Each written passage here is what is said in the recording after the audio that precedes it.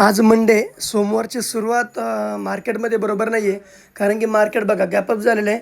आपण पुट साईडला एंट्री केलेली आहे, पण मार्केट प्रॉपर वर्कआउट करत नाही आहे. म्हणजे कुठल्याही बाजूला मार्केट तसं मार्केटचं डायरेक्शन नाही की तिकडे जाईल. निगेटिव्ह पण नाही आणि पॉझिटिव्ह पण नाही आहे, कारण की मार्केट एकच ठिकाणी सस्टेन करतं आहे. आपण बघा पुट साईडला एंट्री केलेली आहे 5 लॉटने ₹500 आपल्याला प्रॉफिट दिसतं आहे. थोडंसं होल्ड करू या ट्रेडला.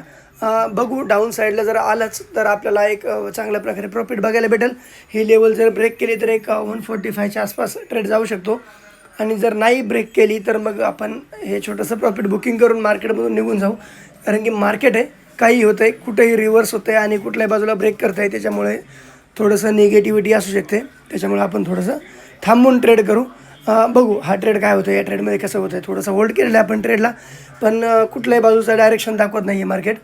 आणि बघा मुवमेंटच होत नाही आहे बरोबर. तर आपण हे प्रॉफिट मला असं वाटतं बुक केलं तर बरं होईल.